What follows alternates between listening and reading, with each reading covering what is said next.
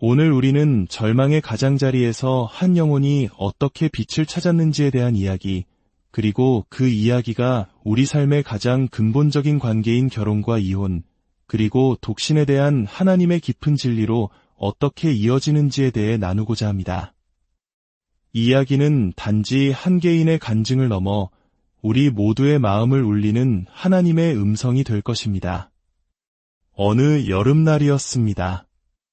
하나님의 은혜로 1000여 명의 형제자매들에게 세례를 베푸는 귀한 시간이 있었습니다. 그 끝 무렵 물속에서 뉴욕에서 온 한 형제를 만났습니다. 그의 눈에는 깊은 어둠과 상처가 서려 있었습니다. 그는 제게 이렇게 고백했습니다. 바로 며칠 전까지만 해도 스스로 목숨을 끊으려 했다고 말입니다. 삶의 모든 희망을 잃고 벼랑 끝에 서 있던 순간 그는 우연히 소셜미디어를 통해 하나님의 말씀을 접하게 되었습니다. 그리고 오늘 그는 살아남아 바로 제 앞에서 세례를 받고 있었습니다. 할렐루야. 그렇습니다. 마귀는 거짓말쟁이요. 이미 패배한 원수입니다. 저는 이 형제를 다시 만났을 때 그를 강단으로 불러 힘껏 안아주었습니다. 그의 목에는 2819라는 숫자가 새겨진 문신이 있었습니다. 어떤 이들은 그 문신을 보며 종교적인 잣대로 그를 비판할지도 모릅니다. 하지만 그 숫자는 특정 교회의 로고가 아닙니다. 그것은 바로 마태복음 28장 19절의 말씀입니다. 그러므로 너희는 가서 모든 민족을 제자로 삼아 그렇습니다. 이 형제는 자신의 몸에 하나님의 지상대명을 새긴 것입니다. 이제 우리 모두 손을 뻗어 이 형제를 위해 함께 기도합시다.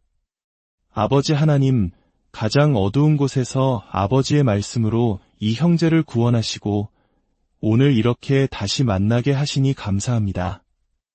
주님께서 그를 흑암의 권세에서 건져내사 당신의 사랑하는 아들의 나라로 옮기셨습니다.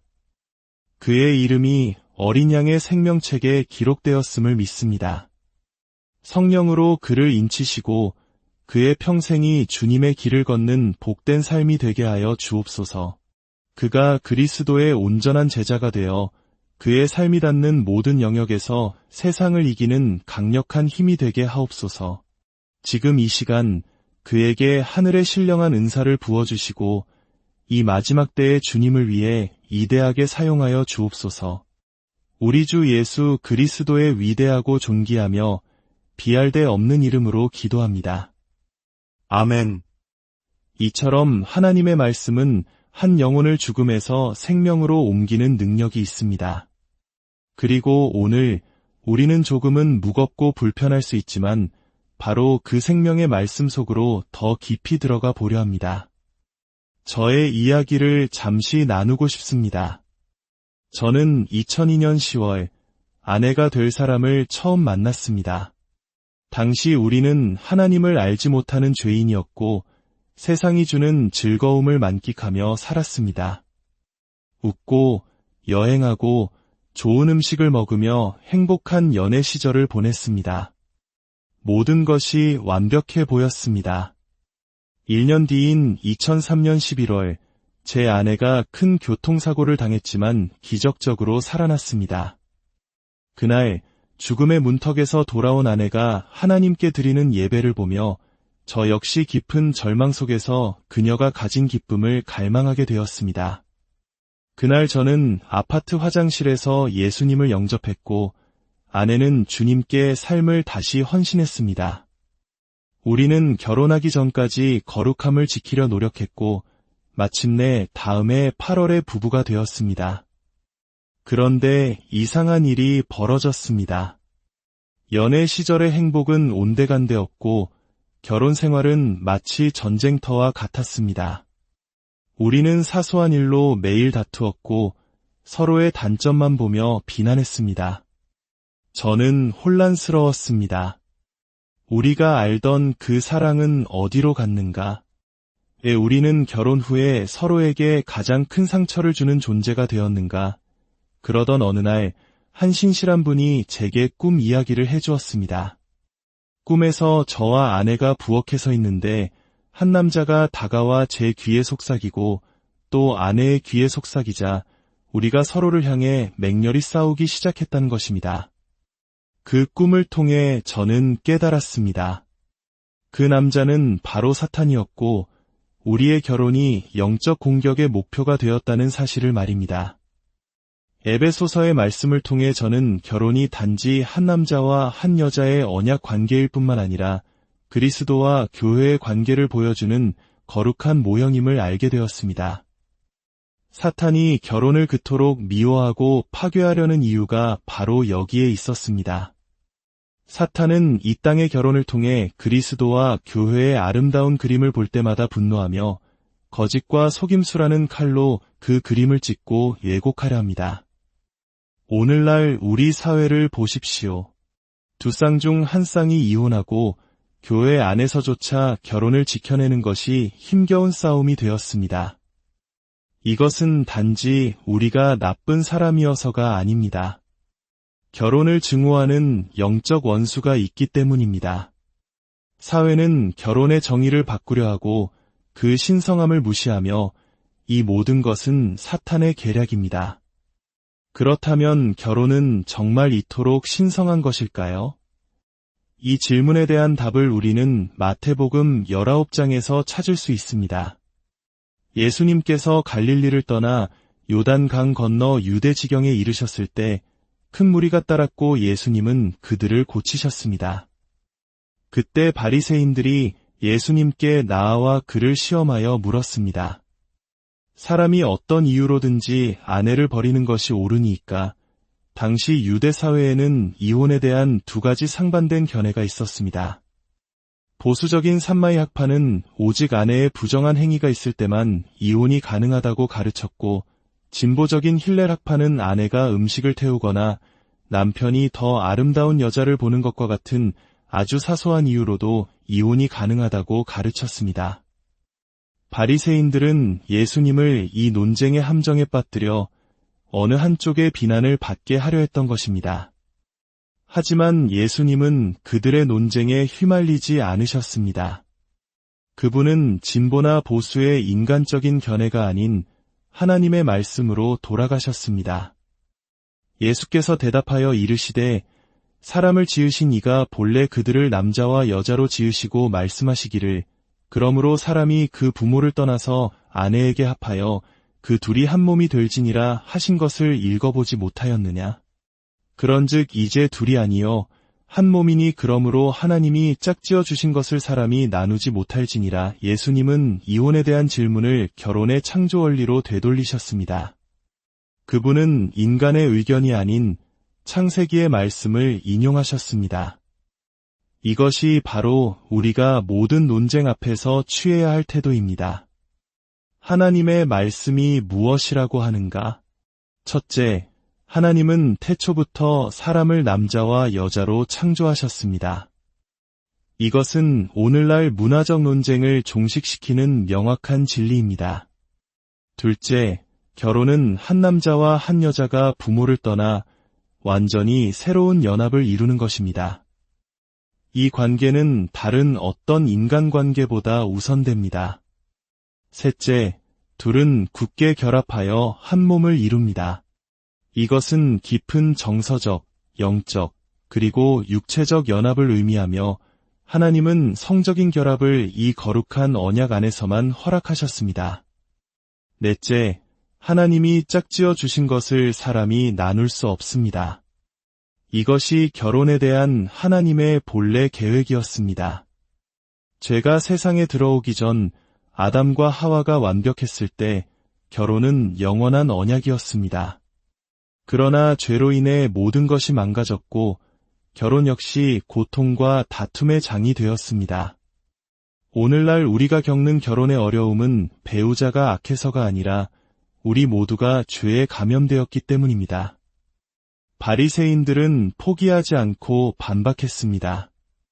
그러하면 어찌하여 모세는 이혼 증서를 주어서 버리라 명하였나이까?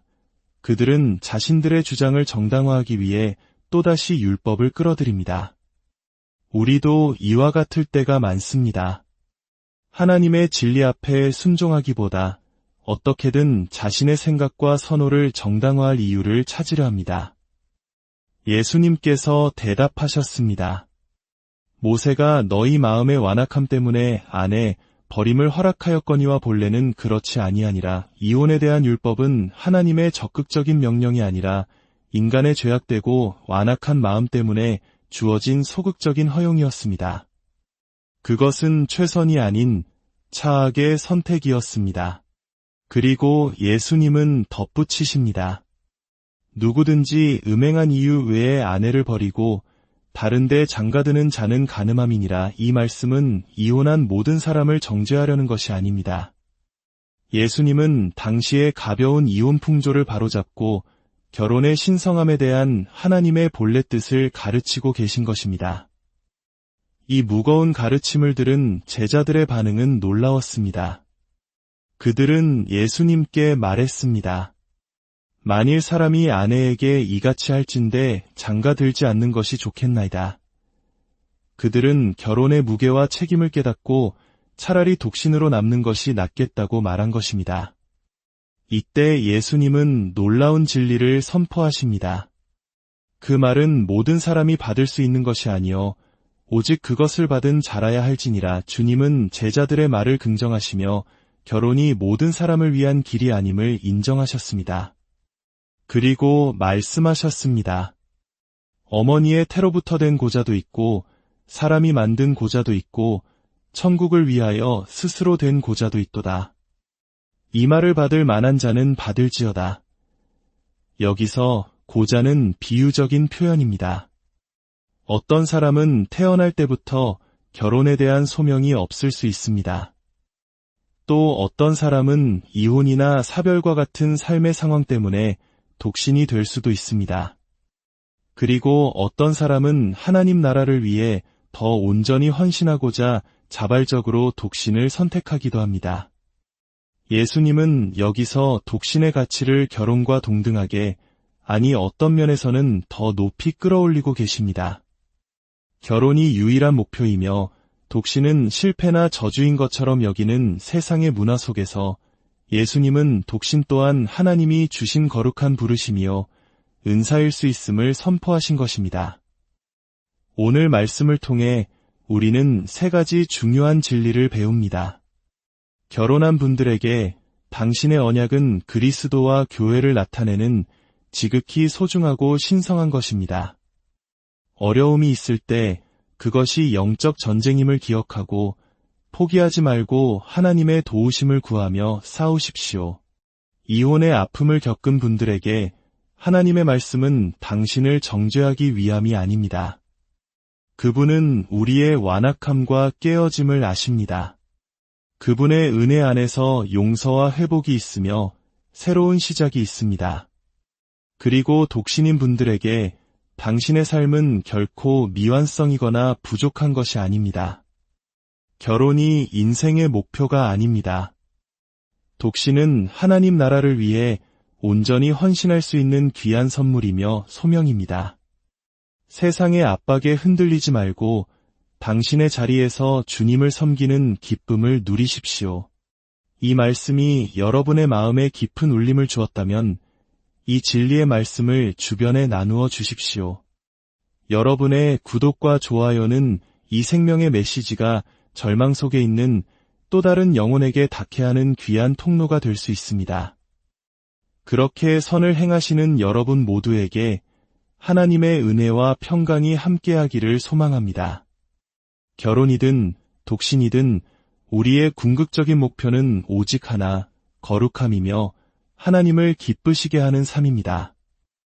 여러분 각자의 자리에서 하나님이 주신 삶을 통해 그분께 최고의 영광을 돌리는 복된 인생이 되시기를 우리 주 예수 그리스도의 오늘 우리는 절망의 가장자리에서 한 영혼이 어떻게 빛을 찾았는지에 대한 이야기, 그리고 그 이야기가 우리 삶의 가장 근본적인 관계인 결혼과 이혼, 그리고 독신에 대한 하나님의 깊은 진리로 어떻게 이어지는지에 대해 나누고자 합니다. 이 이야기는 단지 한 개인의 간증을 넘어 우리 모두의 마음을 울리는 하나님의 음성이 될 것입니다. 어느 여름날이었습니다. 하나님의 은혜로 1000여 명의 형제자매들에게 세례를 베푸는 귀한 시간이 있었습니다. 그 끝 무렵 물속에서 뉴욕에서 온 한 형제를 만났습니다. 그의 눈에는 깊은 어둠과 상처가 서려 있었습니다. 그는 제게 이렇게 고백했습니다. 바로 며칠 전까지만 해도 스스로 목숨을 끊으려 했다고 말입니다. 삶의 모든 희망을 잃고 벼랑 끝에 서 있던 순간 그는 우연히 소셜미디어를 통해 하나님의 말씀을 접하게 되었습니다. 그리고 오늘 그는 살아남아 바로 제 앞에서 세례를 받고 있었습니다. 할렐루야. 그렇습니다. 마귀는 거짓말쟁이요. 이미 패배한 원수입니다. 저는 이 형제를 다시 만났을 때 그를 강단으로 불러 힘껏 안아주었습니다. 그의 목에는 2819라는 숫자가 새겨진 문신이 있었습니다. 어떤 이들은 그 문신을 보며 종교적인 잣대로 그를 비판할지도 모릅니다. 하지만 그 숫자는 특정 교회의 로고가 아닙니다. 그것은 바로 마태복음 28장 19절의 말씀입니다. 그러므로 너희는 가서 모든 민족을 제자로 삼아 그렇습니다. 이 형제는 자신의 몸에 하나님의 지상대명을 새긴 것입니다. 이제 우리 모두 손을 뻗어 이 형제를 위해 함께 기도합시다. 아버지 하나님, 가장 어두운 곳에서 아버지의 말씀으로 이 형제를 구원하시고 오늘 이렇게 다시 만나게 하시니 감사합니다. 주님께서 그를 흑암의 권세에서 건져내사 당신의 사랑하는 아들의 나라로 옮기셨습니다. 그의 이름이 어린 양의 생명책에 기록되었음을 믿습니다. 성령으로 그를 인치시고 그의 평생이 주님의 길을 걷는 복된 삶이 되게 하여 주옵소서. 그가 그리스도의 온전한 제자가 되어 그의 삶이 닿는 모든 영역에서 세상을 이기는 강력한 힘이 되게 하옵소서. 지금 이 시간 그에게 하늘의 신령한 은사를 부어주시고 이 마지막 때의 주님을 위해 이대하게 사용하여 주옵소서. 우리 주 예수 그리스도의 위대하고 존귀하며 비할 데 없는 이름으로 기도합니다. 아멘. 이처럼 하나님의 말씀은 한 영혼을 죽음에서 생명으로 옮기는 능력이 있습니다. 그리고 오늘 우리는 조금은 무겁고 불편할 수 있지만 바로 그 생명의 말씀 속으로 더 깊이 들어가 보려 합니다. 저의 이야기를 잠시 나누고 싶습니다. 저는 2002년 10월 아내가 될 사람을 처음 만났습니다. 당시 우리는 하나님을 알지 못하는 죄인이었고 세상이 주는 즐거움을 만끽하며 살았습니다. 웃고 여행하고 좋은 음식을 먹으며 행복한 연애 시절을 보냈습니다. 모든 것이 완벽해 보였습니다. 1년 뒤인 2003년 11월 제 아내가 큰 교통사고를 당했지만 기적적으로 살아났습니다. 그날 죽음의 문턱에서 돌아온 아내가 하나님께 드리는 예배를 보며 저 역시 깊은 절망 속에서 그녀가 가진 기쁨을 갈망하게 되었습니다. 그날 저는 아파트 화장실에서 예수님을 영접했고 아내는 주님께 삶을 다시 헌신했습니다. 우리는 결혼하기 전까지 거룩함을 지키려 노력했고 마침내 다음해 8월에 부부가 되었습니다. 그런데 이상한 일이 벌어졌습니다. 연애 시절의 행복은 온데간데없고 결혼 생활은 마치 전쟁터와 같았습니다. 우리는 사소한 일로 매일 다투었고 서로의 단점만 보며 비난했습니다. 저는 혼란스러웠습니다. 우리가 알던 그 사랑은 어디로 갔는가? 우리는 결혼 후에 서로에게 가장 큰 상처를 주는 존재가 되었는가? 그러던 어느 날 한 신실한 분이 제게 꿈 이야기를 해주었습니다. 꿈에서 저와 아내가 부엌에 서 있는데 한 남자가 다가와 제 귀에 속삭이고 또 아내의 귀에 속삭이자 우리가 서로를 향해 맹렬히 싸우기 시작했다는 것입니다. 그 꿈을 통해 저는 깨달았습니다. 그 남자는 바로 사탄이었고 우리의 결혼이 영적 공격의 목표가 되었다는 사실을 말입니다. 에베소서의 말씀을 통해 저는 결혼이 단지 한 남자와 한 여자의 언약 관계일 뿐만 아니라 그리스도와 교회의 관계를 보여주는 거룩한 모형임을 알게 되었습니다. 사탄이 결혼을 그토록 미워하고 파괴하려는 이유가 바로 여기에 있었습니다. 사탄은 이 땅의 결혼을 통해 그리스도와 교회의 아름다운 그림을 볼 때마다 분노하며 거짓과 속임수라는 칼로 그 그림을 찍고 왜곡하려 합니다. 오늘날 우리 사회를 보십시오. 두 쌍 중 한 쌍이 이혼하고 교회 안에서조차 결혼을 지켜내는 것이 힘겨운 싸움이 되었습니다. 이것은 단지 우리가 나쁜 사람이어서가 아닙니다. 결혼을 증오하는 영적 원수가 있기 때문입니다. 사회는 결혼의 정의를 바꾸려 하고 그 신성함을 무시하며 이 모든 것은 사탄의 계략입니다.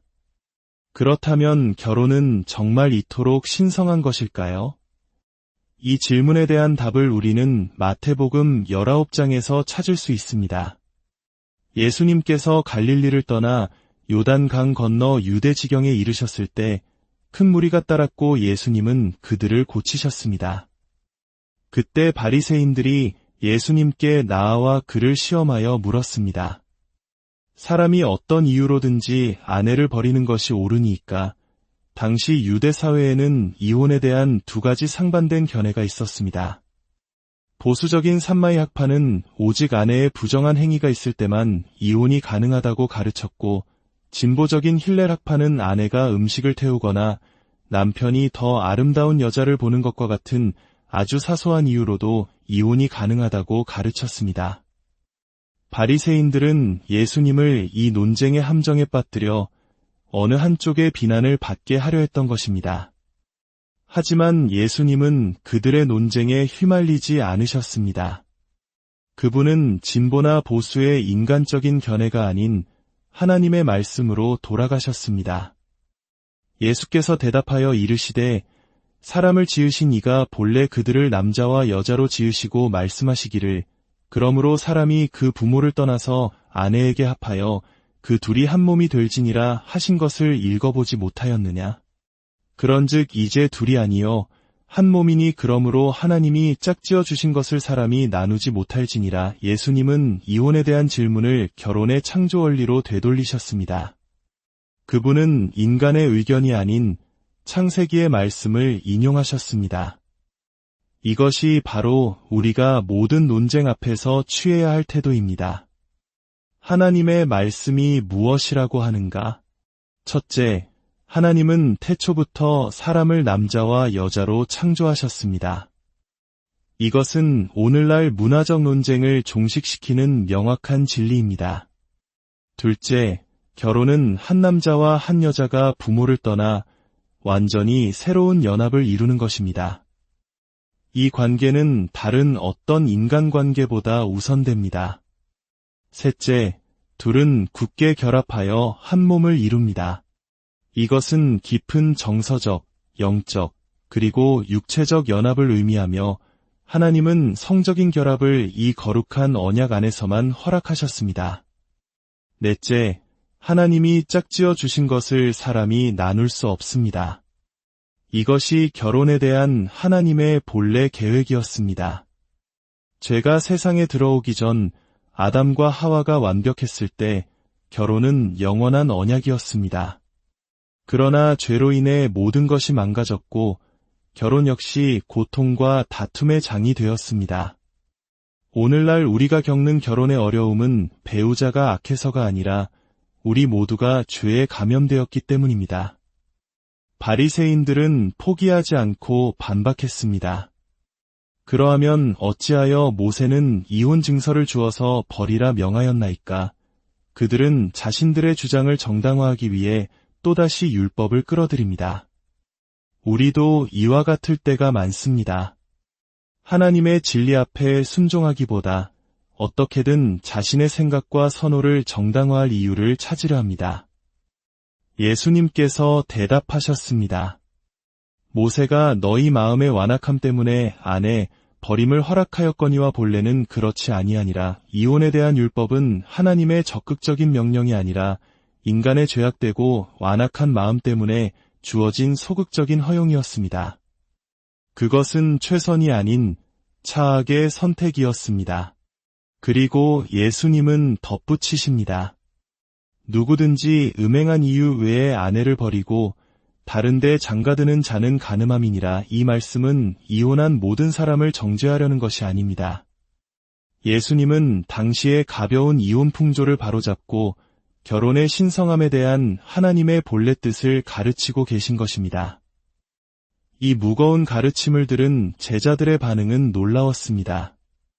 그들은 예수님께 말했습니다. 만일 사람이 아내에게 이같이 할진대 장가들지 않는 것이 좋겠나이다. 그들은 결혼의 무게와 책임을 깨닫고 차라리 독신으로 남는 것이 낫겠다고 말한 것입니다. 이때 예수님은 놀라운 진리를 선포하십니다. 그 말은 모든 사람이 받을 수 있는 것이 아니요 오직 그것을 받은 자라야 할지니라. 주님은 제자들의 말을 긍정하시며 결혼이 모든 사람을 위한 길이 아님을 인정하셨습니다. 그리고 말씀하셨습니다.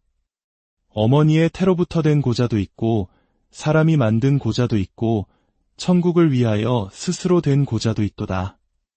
이 말을 받을 만한 자는 받을지어다. 여기서 고자는 비유적인 표현입니다. 어떤 사람은 태어날 때부터 결혼에 대한 소명이 없을 수 있습니다. 또 어떤 사람은 이혼이나 사별과 같은 삶의 상황 때문에 독신이 될 수도 있습니다. 그리고 어떤 사람은 하나님 나라를 위해 더 온전히 헌신하고자 자발적으로 독신을 선택하기도 합니다. 예수님은 여기서 독신의 가치를 결혼과 동등하게, 아니 어떤 면에서는 더 높이 끌어올리고 계십니다. 결혼이 유일한 목표이며 독신은 실패나 저주인 것처럼 여기는 세상의 문화 속에서 예수님은 독신 또한 하나님이 주신 거룩한 부르심이요 은사일 수 있음을 선포하신 것입니다. 오늘 말씀을 통해 우리는 세 가지 중요한 진리를 배웁니다.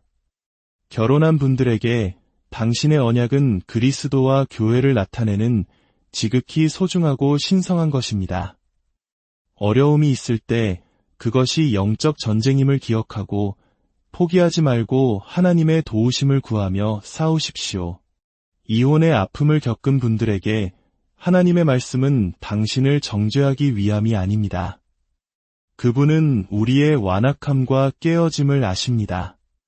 그분의 은혜 안에서 용서와 회복이 있으며 새로운 시작이 있습니다. 그리고 독신인 분들에게 당신의 삶은 결코 미완성이거나 부족한 것이 아닙니다. 결혼이 인생의 목표가 아닙니다.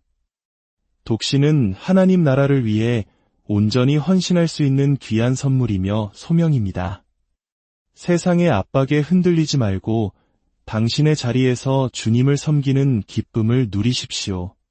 이 말씀이 여러분의 마음에 깊은 울림을 주었다면 이 진리의 말씀을 주변에 나누어 주십시오.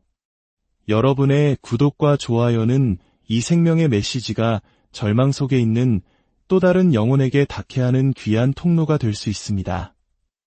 그렇게 선을 행하시는 여러분 모두에게 하나님의 은혜와 평강이 함께하기를 소망합니다. 결혼이든 독신이든 우리의 궁극적인 목표는 오직 하나, 거룩함이며 하나님을 기쁘시게 하는 삶입니다. 여러분 각자의 자리에서 하나님이 주신 삶을 통해 그분께 최고의 영광을 돌리는 복된 인생이 되시기를 우리 주 예수 그리스도의 오늘 우리는 절망의 가장자리에서 한 영혼이 어떻게 빛을 찾았는지에 대한 이야기, 그리고 그 이야기가 우리 삶의 가장 근본적인 관계인 결혼과 이혼, 그리고 독신에 대한 하나님의 깊은 진리로 어떻게 이어지는지에 대해 나누고자 합니다. 이야기는 단지 한 개인의 간증을 넘어 우리 모두의 마음을 울리는 하나님의 음성이 될 것입니다. 어느 여름날이었습니다. 하나님의 은혜로 1000여 명의 형제자매들에게 세례를 베푸는 귀한 시간이 있었습니다. 그 끝 무렵 물속에서 뉴욕에서 온 한 형제를 만났습니다. 그의 눈에는 깊은 어둠과 상처가 서려 있었습니다. 그는 제게 이렇게 고백했습니다. 바로 며칠 전까지만 해도 스스로 목숨을 끊으려 했다고 말입니다. 삶의 모든 희망을 잃고 벼랑 끝에 서 있던 순간 그는 우연히 소셜미디어를 통해 하나님의 말씀을 접하게 되었습니다. 그리고 오늘 그는 살아남아 바로 제 앞에서 세례를 받고 있었습니다. 할렐루야. 그렇습니다. 마귀는 거짓말쟁이요. 이미 패배한 원수입니다. 저는 이 형제를 다시 만났을 때 그를 강단으로 불러 힘껏 안아주었습니다. 그의 목에는 2819라는 숫자가 새겨진 문신이 있었습니다. 어떤 이들은 그 문신을 보며 종교적인 잣대로 그를 비판할지도 모릅니다. 하지만 그 숫자는 특정 교회의 로고가 아닙니다. 그것은 바로 마태복음 28장 19절의 말씀입니다. 그러므로 너희는 가서 모든 민족을 제자로 삼아 그렇습니다. 이 형제는 자신의 몸에 하나님의 지상대명을 새긴 것입니다. 이제 우리 모두 손을 뻗어 이 형제를 위해 함께 기도합시다. 아버지 하나님, 가장 어두운 곳에서 아버지의 말씀으로 이 형제를 구원하시고 오늘 이렇게 다시 만나게 하시니 감사합니다. 주님께서 그를 흑암의 권세에서 건져내사 당신의 사랑하는 아들의 나라로 옮기셨습니다. 그의 이름이 어린 양의 생명책에 기록되었음을 믿습니다. 성령으로 그를 인치시고 그의 평생이 주님의 길을 걷는 복된 삶이 되게 하여 주옵소서. 그가 그리스도의 온전한 제자가 되어 그의 삶이 닿는 모든 영역에서 세상을 이기는 강력한 힘이 되게 하옵소서. 지금 이 시간 그에게 하늘의 신령한 은사를 부어주시고 이 마지막 때의 주님을 위해 이대하게 사용하여 주옵소서. 우리 주 예수 그리스도의 위대하고 존귀하며 비할 데 없는 이름으로 기도합니다. 아멘. 이처럼 하나님의 말씀은 한 영혼을 죽음에서 생명으로 옮기는 능력이 있습니다. 그리고 오늘 우리는 조금은 무겁고 불편할 수 있지만 바로 그 생명의 말씀 속으로 더 깊이 들어가 보려 합니다. 저의 이야기를 잠시 나누고 싶습니다. 저는 2002년 10월 아내가 될 사람을 처음 만났습니다. 당시 우리는 하나님을 알지 못하는 죄인이었고 세상이 주는 즐거움을 만끽하며 살았습니다. 웃고 여행하고 좋은 음식을 먹으며 행복한 연애 시절을 보냈습니다. 모든 것이 완벽해 보였습니다. 1년 뒤인 2003년 11월 제 아내가 큰 교통사고를 당했지만 기적적으로 살아났습니다. 그날 죽음의 문턱에서 돌아온 아내가 하나님께 드리는 예배를 보며 저 역시 깊은 절망 속에서 그녀가 가진 기쁨을 갈망하게 되었습니다.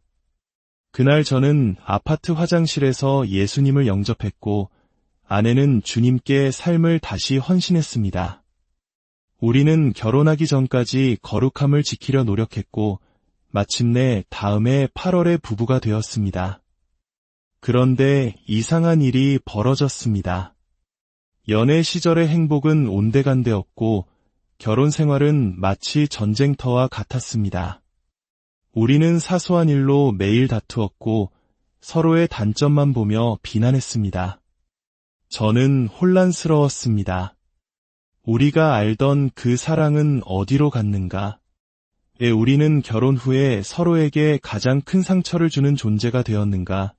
그러던 어느 날 한 신실한 분이 제게 꿈 이야기를 해주었습니다. 꿈에서 저와 아내가 부엌에 서 있는데 한 남자가 다가와 제 귀에 속삭이고 또 아내의 귀에 속삭이자 우리가 서로를 향해 맹렬히 싸우기 시작했다는 것입니다. 그 꿈을 통해 저는 깨달았습니다. 그 남자는 바로 사탄이었고 우리의 결혼이 영적 공격의 목표가 되었다는 사실을 말입니다.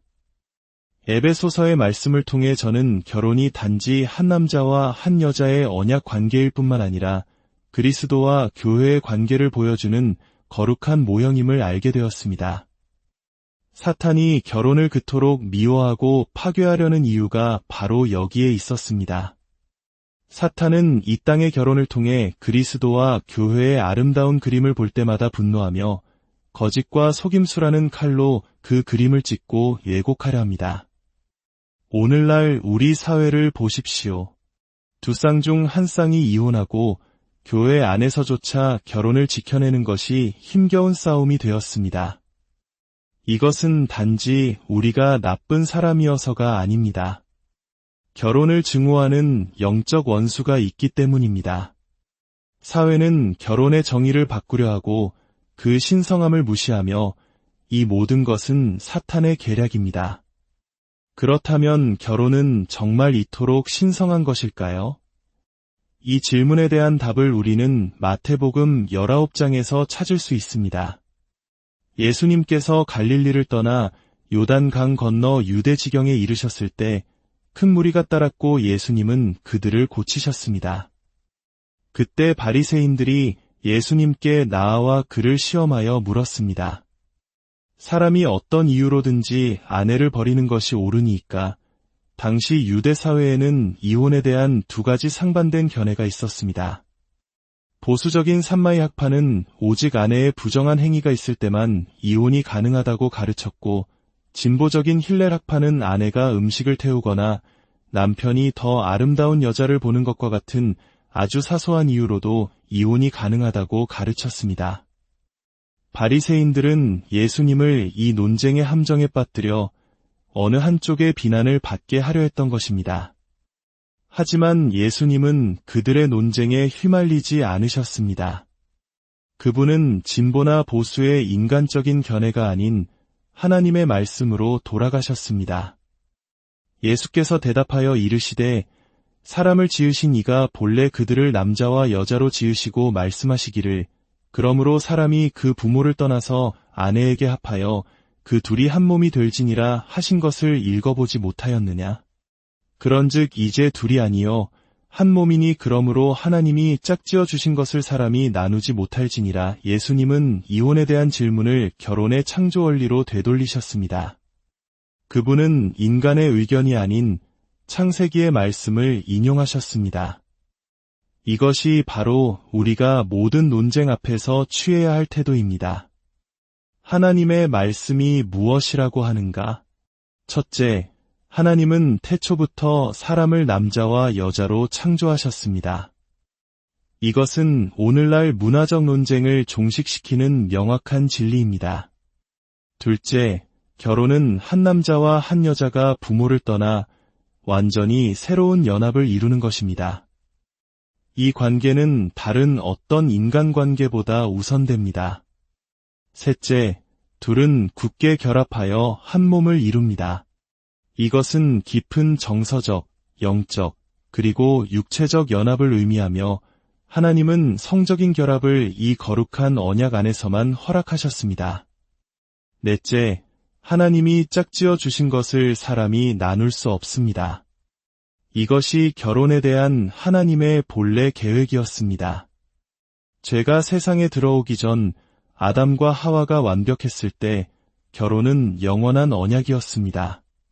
그러나 죄로 인해 모든 것이 망가졌고 결혼 역시 고통과 다툼의 장이 되었습니다.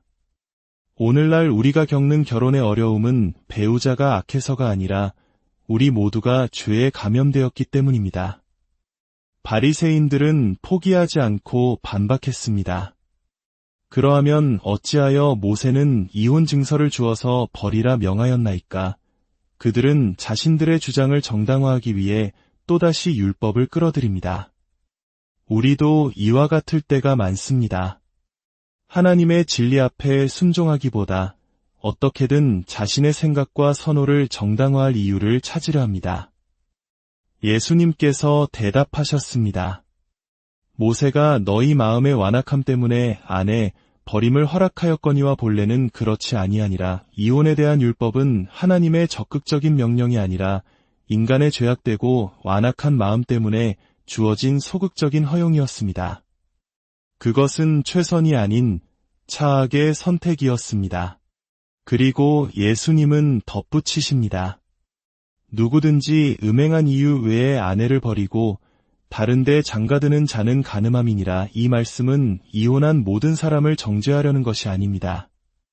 예수님은 당시의 가벼운 이혼 풍조를 바로잡고 결혼의 신성함에 대한 하나님의 본래 뜻을 가르치고 계신 것입니다. 이 무거운 가르침을 들은 제자들의 반응은 놀라웠습니다. 그들은 예수님께 말했습니다. 만일 사람이 아내에게 이같이 할진대 장가들지 않는 것이 좋겠나이다. 그들은 결혼의 무게와 책임을 깨닫고 차라리 독신으로 남는 것이 낫겠다고 말한 것입니다. 이때 예수님은 놀라운 진리를 선포하십니다. 그 말은 모든 사람이 받을 수 있는 것이 아니요 오직 그것을 받은 자라야 할지니라. 주님은 제자들의 말을 긍정하시며 결혼이 모든 사람을 위한 길이 아님을 인정하셨습니다. 그리고 말씀하셨습니다. 어머니의 태로부터 된 고자도 있고 사람이 만든 고자도 있고 천국을 위하여 스스로 된 고자도 있도다. 이 말을 받을 만한 자는 받을지어다. 여기서 고자는 비유적인 표현입니다. 어떤 사람은 태어날 때부터 결혼에 대한 소명이 없을 수 있습니다. 또 어떤 사람은 이혼이나 사별과 같은 삶의 상황 때문에 독신이 될 수도 있습니다. 그리고 어떤 사람은 하나님 나라를 위해 더 온전히 헌신하고자 자발적으로 독신을 선택하기도 합니다. 예수님은 여기서 독신의 가치를 결혼과 동등하게, 아니 어떤 면에서는 더 높이 끌어올리고 계십니다. 결혼이 유일한 목표이며 독신은 실패나 저주인 것처럼 여기는 세상의 문화 속에서 예수님은 독신 또한 하나님이 주신 거룩한 부르심이요 은사일 수 있음을 선포하신 것입니다. 오늘 말씀을 통해 우리는 세 가지 중요한 진리를 배웁니다. 결혼한 분들에게 당신의 언약은 그리스도와 교회를 나타내는 지극히 소중하고 신성한 것입니다. 어려움이 있을 때 그것이 영적 전쟁임을 기억하고 포기하지 말고 하나님의 도우심을 구하며 싸우십시오. 이혼의 아픔을 겪은 분들에게 하나님의 말씀은 당신을 정죄하기 위함이 아닙니다. 그분은 우리의 완악함과 깨어짐을 아십니다. 그분의 은혜 안에서 용서와 회복이 있으며 새로운 시작이 있습니다. 그리고 독신인 분들에게 당신의 삶은 결코 미완성이거나 부족한 것이 아닙니다. 결혼이 인생의 목표가 아닙니다. 독신은 하나님 나라를 위해 온전히 헌신할 수 있는 귀한 선물이며 소명입니다. 세상의 압박에 흔들리지 말고 당신의 자리에서 주님을 섬기는 기쁨을 누리십시오. 이 말씀이 여러분의 마음에 깊은 울림을 주었다면 이 진리의 말씀을 주변에 나누어 주십시오. 여러분의 구독과 좋아요는 이 생명의 메시지가 절망 속에 있는 또 다른 영혼에게 닿게 하는 귀한 통로가 될 수 있습니다. 그렇게 선을 행하시는 여러분 모두에게 하나님의 은혜와 평강이 함께하기를 소망합니다. 결혼이든 독신이든 우리의 궁극적인 목표는 오직 하나, 거룩함이며 하나님을 기쁘시게 하는 삶입니다. 여러분 각자의 자리에서 하나님이 주신 삶을 통해 그분께 최고의 영광을 돌리는 복된 인생이 되시기를 우리 주 예수 그리스도의 오늘 우리는 절망의 가장자리에서 한 영혼이 어떻게 빛을 찾았는지에 대한 이야기, 그리고 그 이야기가 우리 삶의 가장 근본적인 관계인 결혼과 이혼, 그리고 독신에 대한 하나님의 깊은 진리로 어떻게 이어지는지에 대해 나누고자 합니다. 이 이야기는 단지 한 개인의 간증을 넘어 우리 모두의 마음을 울리는 하나님의 음성이 될 것입니다. 어느 여름날이었습니다. 하나님의 은혜로 1000여 명의 형제자매들에게 세례를 베푸는 귀한 시간이 있었습니다.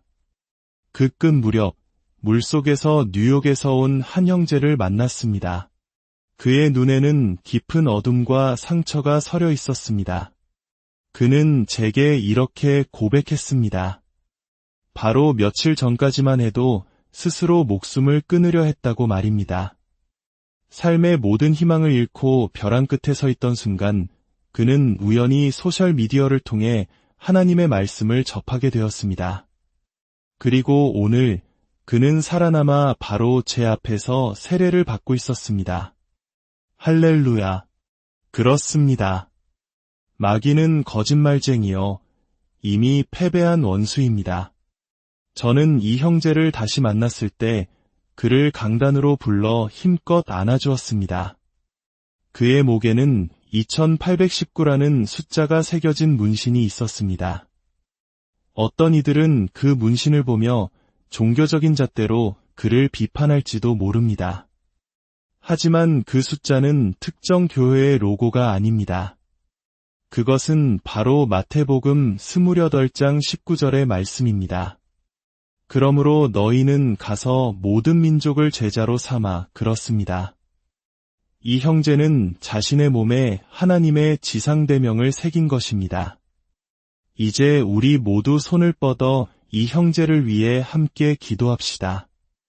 아버지 하나님, 가장 어두운 곳에서 아버지의 말씀으로 이 형제를 구원하시고 오늘 이렇게 다시 만나게 하시니 감사합니다. 주님께서 그를 흑암의 권세에서 건져내사 당신의 사랑하는 아들의 나라로 옮기셨습니다. 그의 이름이 어린 양의 생명책에 기록되었음을 믿습니다. 성령으로 그를 인치시고 그의 평생이 주님의 길을 걷는 복된 삶이 되게 하여 주옵소서. 그가 그리스도의 온전한 제자가 되어 그의 삶이 닿는 모든 영역에서 세상을 이기는 강력한 힘이 되게 하옵소서. 지금 이 시간 그에게 하늘의 신령한 은사를 부어주시고 이 마지막 때의 주님을 위해 이대하게 사용하여 주옵소서. 우리 주 예수 그리스도의 위대하고 존귀하며 비할 데 없는 이름으로 기도합니다. 아멘. 이처럼 하나님의 말씀은 한 영혼을 죽음에서 생명으로 옮기는 능력이 있습니다.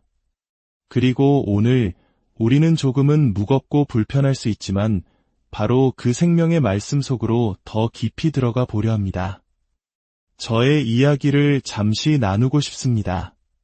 저는 2002년 10월 아내가 될 사람을 처음 만났습니다.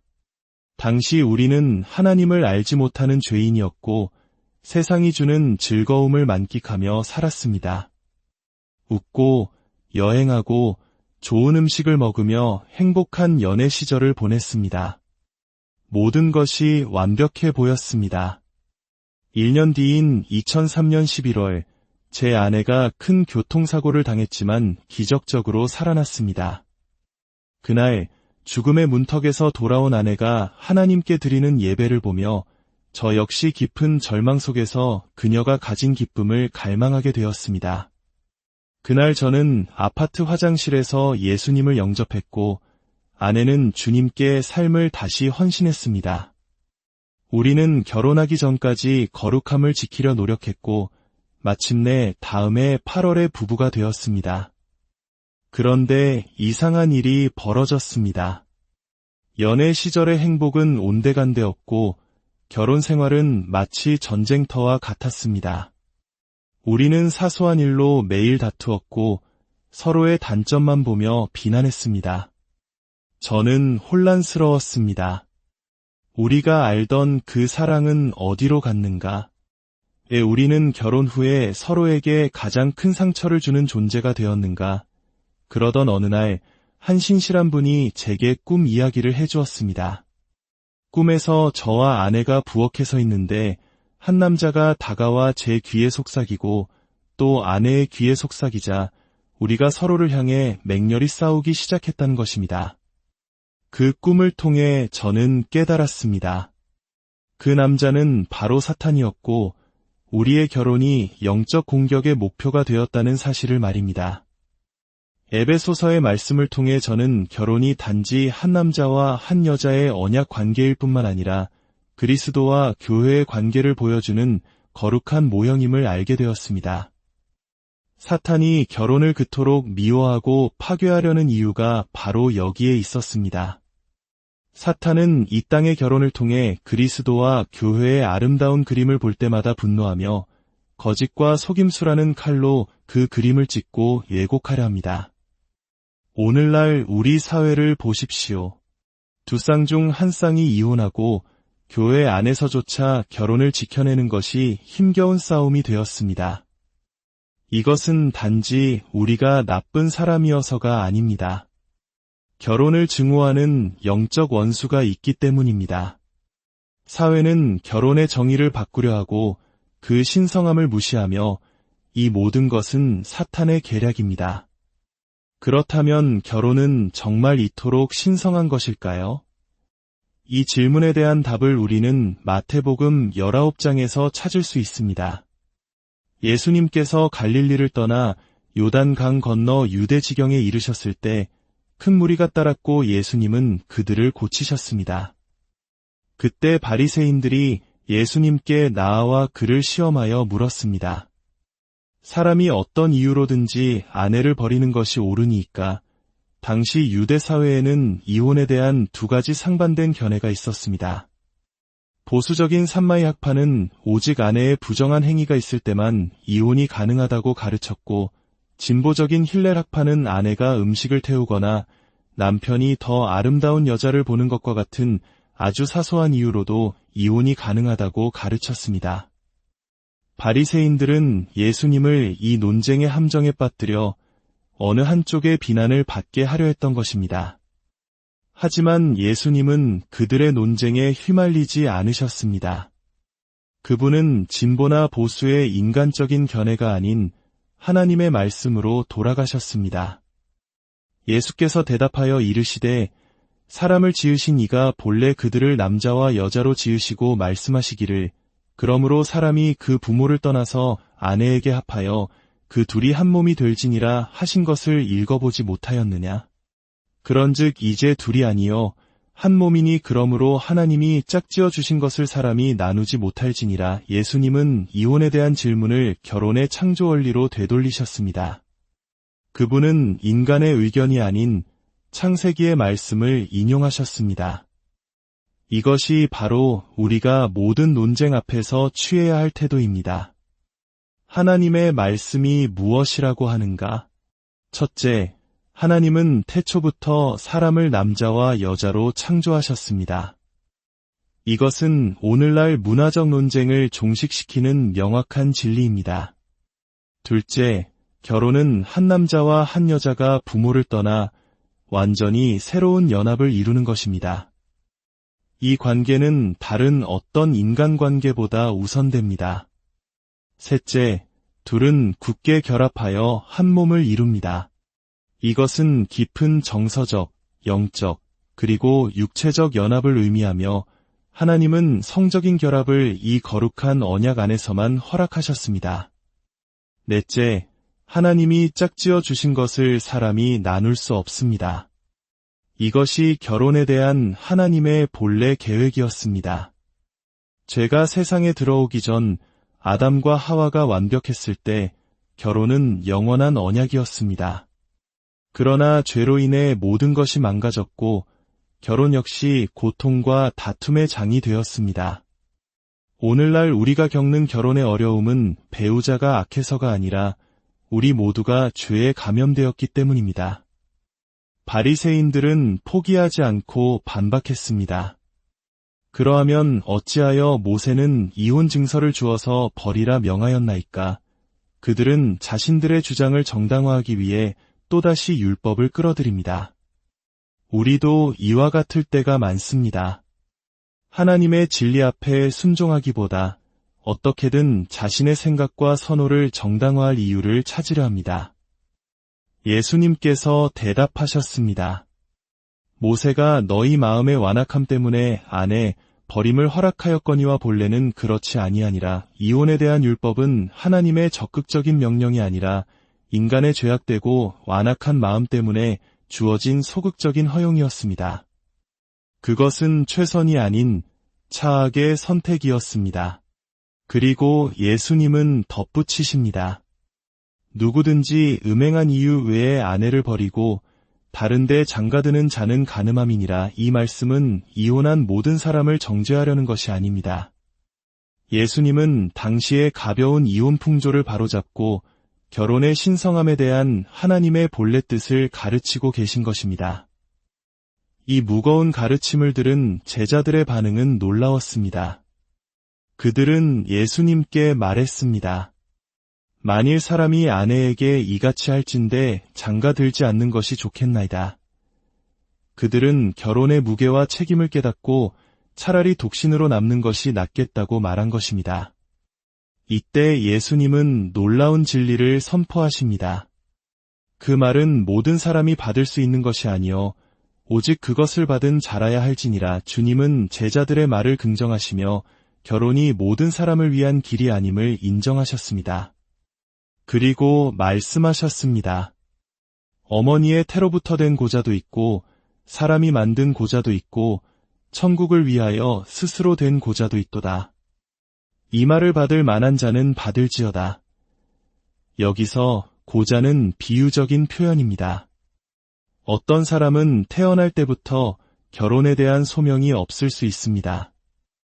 또 어떤 사람은 이혼이나 사별과 같은 삶의 상황 때문에 독신이 될 수도 있습니다. 그리고 어떤 사람은 하나님 나라를 위해 더 온전히 헌신하고자 자발적으로 독신을 선택하기도 합니다. 예수님은 여기서 독신의 가치를 결혼과 동등하게, 아니 어떤 면에서는 더 높이 끌어올리고 계십니다. 결혼이 유일한 목표이며 독신은 실패나 저주인 것처럼 여기는 세상의 문화 속에서 예수님은 독신 또한 하나님이 주신 거룩한 부르심이요 은사일 수 있음을 선포하신 것입니다.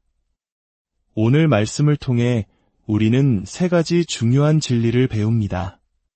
결혼한 분들에게 당신의 언약은 그리스도와 교회를 나타내는 지극히 소중하고 신성한 것입니다.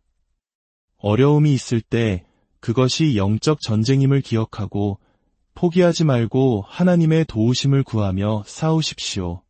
이혼의 아픔을 겪은 분들에게 하나님의 말씀은 당신을 정죄하기 위함이 아닙니다. 그분은 우리의 완악함과 깨어짐을 아십니다. 그분의 은혜 안에서 용서와 회복이 있으며 새로운 시작이 있습니다. 그리고 독신인 분들에게 당신의 삶은 결코 미완성이거나 부족한 것이 아닙니다. 결혼이 인생의 목표가 아닙니다. 독신은 하나님 나라를 위해 온전히 헌신할 수 있는 귀한 선물이며 소명입니다. 세상의 압박에 흔들리지 말고 당신의 자리에서 주님을 섬기는 기쁨을 누리십시오. 이 말씀이 여러분의 마음에 깊은 울림을 주었다면 이 진리의 말씀을 주변에 나누어 주십시오. 여러분의 구독과 좋아요는 이 생명의 메시지가 절망 속에 있는 또 다른 영혼에게 닿게 하는 귀한 통로가 될 수 있습니다. 그렇게 선을 행하시는 여러분 모두에게 하나님의 은혜와 평강이 함께하기를 소망합니다. 결혼이든 독신이든 우리의 궁극적인 목표는 오직 하나, 거룩함이며 하나님을 기쁘시게 하는 삶입니다. 여러분 각자의 자리에서 하나님이 주신 삶을 통해 그분께 최고의 영광을 돌리는 복된 인생이 되시기를 우리 주 예수 그리스도의 오늘 우리는 절망의 가장자리에서 한 영혼이 어떻게 빛을 찾았는지에 대한 이야기, 그리고 그 이야기가 우리 삶의 가장 근본적인 관계인 결혼과 이혼, 그리고 독신에 대한 하나님의 깊은 진리로 어떻게 이어지는지에 대해 나누고자 합니다. 이 이야기는 단지 한 개인의 간증을 넘어 우리 모두의 마음을 울리는 하나님의 음성이 될 것입니다. 어느 여름날이었습니다.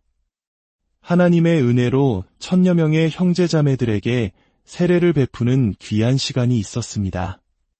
그 끝 무렵 물속에서 뉴욕에서 온 한 형제를 만났습니다. 그의 눈에는 깊은 어둠과 상처가 서려 있었습니다. 그는 제게 이렇게 고백했습니다. 바로 며칠 전까지만 해도 스스로 목숨을 끊으려 했다고 말입니다.